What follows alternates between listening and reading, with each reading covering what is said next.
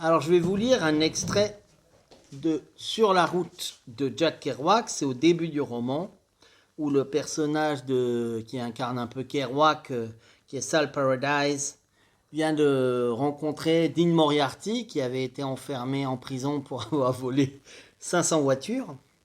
Et donc, il raconte sa rencontre avec Dean Moriarty, à qui il présente également son ami Allen Ginsberg, qui est homosexuel et qui commence à tomber sous le charme de Dean Moriarty, qui n'est pas très intéressé en fait. Côte à côte, ils s'élançaient dans les rues, savourant toute chose dans le style qui était alors celui de leur première amitié et qui plus tard devint tellement plus désolé, objectif et morne. Mais alors ils s'en allaient, dansant dans les rues comme des cloches dingues, et je traînais derrière eux, comme j'ai fait toute ma vie, derrière les gens qui m'intéressent. Car les seules personnes qui existent pour moi sont les déments, ceux qui ont la démence de vivre, la démence de discourir, la démence d'être sauvés, ceux qui veulent jouir de tout en un seul instant, ceux qui ne savent pas bâiller ni sortir un lieu commun, mais qui brûlent, pareil à des fabuleux feux jaunes de chandelles romaines explosant comme des poêles à frire à travers les étoiles, et au milieu on voit éclater le bleu du pétard central et chacun fait « Ah !» Alors, deuxième extrait.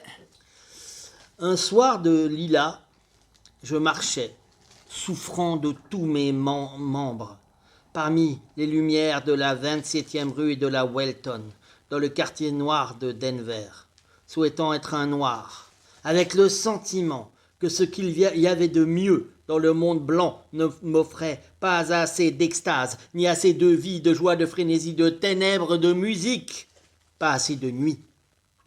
Je m'arrêtais devant une petite baraque où un homme vendait des poivrons tout chauds dans des cornets en papier. J'en achetais. Et tout en mangeant, je flânais dans les rues obscures et mystérieuses. J'avais envie d'être un Mexicain de Denver, ou même un pauvre Jap accablé par le boulot. N'importe quoi, sauf que j'étais si lugubrement un homme blanc désabusé. Tout le long de ma vie, j'avais eu des ambitions de blanc. C'est pour ça que j'avais abandonné une brave fille comme Terry dans la vallée de San Joaquin. Je passais le long de vérandas obscures, de maisons mexicaines et noires. Il y avait de douces voix, parfois le genou brun d'une môme de mystère et de volupté, et les visages sombres des hommes derrière les rosiers grimpants. De petits enfants trônaient comme des sages dans des vieux rocking chairs. Un groupe de femmes de couleur passa, et l'une des plus jeunes se détacha de la bande de matrones et vint à moi très vite. « Hello, Joe !» Et soudain, elle s'aperçut que je n'étais pas Joe. Elle repartit en courant, toute confuse. J'avais envie d'être Joe.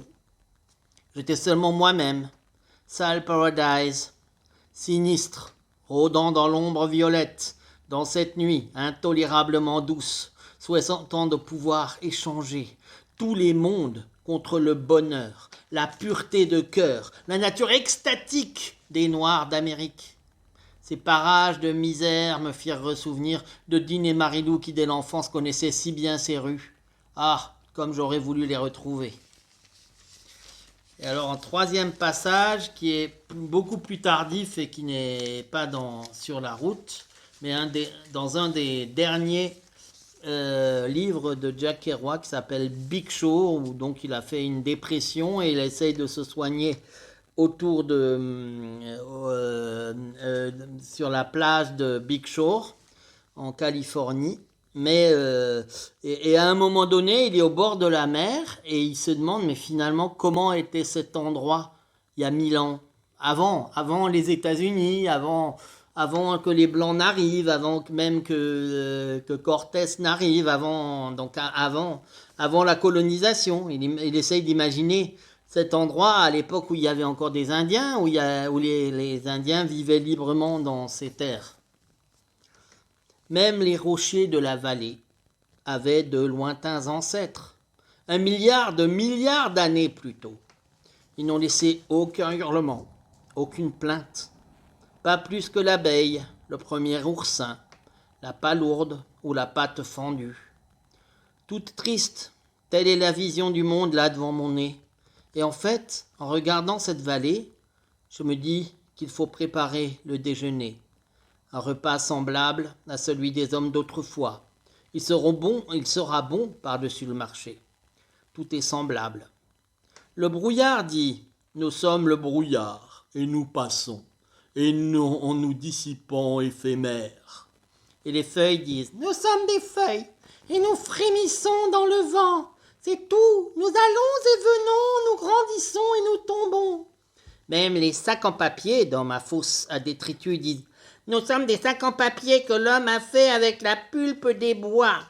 Nous sommes fiers d'être des sacs en papier aussi longtemps que ce sera possible.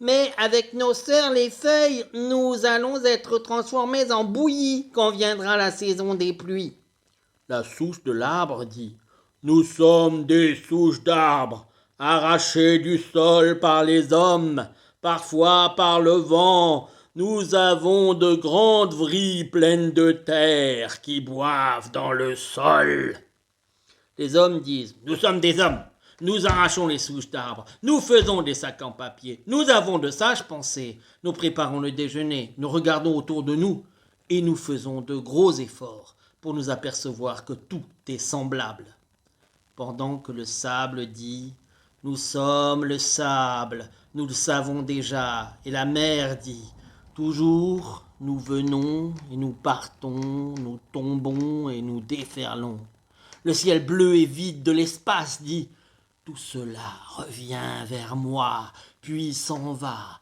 puis revient, puis repart, et je m'en moque. Cela m'appartient toujours. » Le ciel bleu ajoute « Ne m'appelez pas éternité, appelez-moi Dieu si vous voulez, vous tous qui parlez.